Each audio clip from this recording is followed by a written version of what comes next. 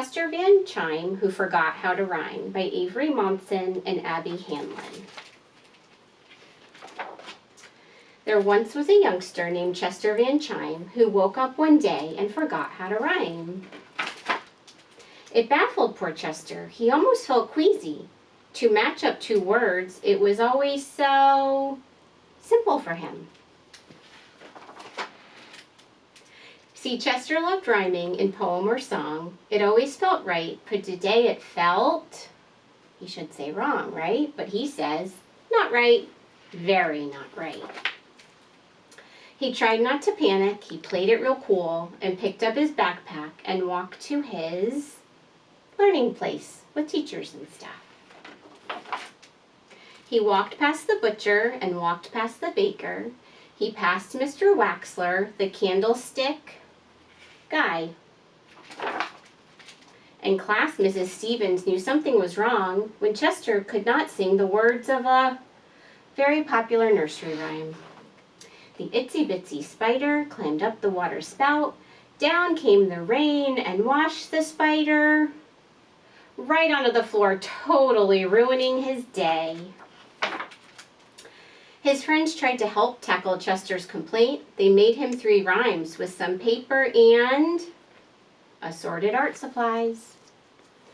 The dog jumped over the sideways tree. The goat rode the canoe. The bear combed his silky smooth brown fur. Things weren't looking good, but they didn't despair. They sat Chester down in a velvety seat. Then they brought tons of rhymes to the room where he sat. So he brought a cat, and Chester says, tiny lion. A bat, and he says, swingy sports stick. A mat, and he says, muddy foot wipe. A hat, and he says, fancy pants head cover. A rat, extra big mousy looking dude. And they made all the rhymes they could possibly make. They brought a snake, and he said, big angry worm. A cake, and he said, birthday sugar pile. A rake, and he said, fork for giants. A steak, and he said, very sad cow. And there's a lake, and he said, the crystal clear waters of Winnipesaukee, the 3rd largest swimming hole in New England.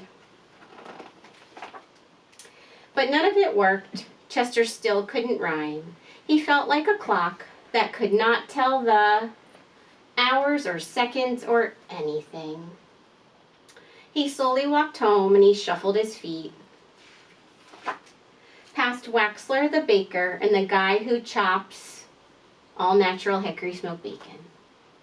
They each had a job and they did it with glee. If he couldn't rhyme, well then who would he turn into?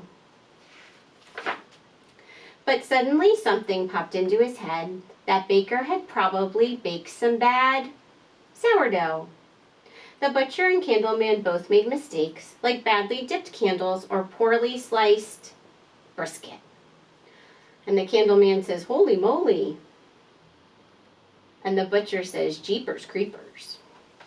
We all have bad days, Chester said with a grin, and rhymes aren't a contest to lose or to come in first place.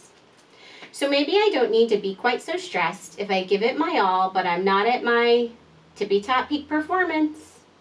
And easy as that, Chester's problem was done when he realized that playing with words should be fun. As the sun turned to red and the moon started climbing, young Chester could not stop his smile or his rhyming. Sun run, guppy puppy, orange, never mind. And that is the end.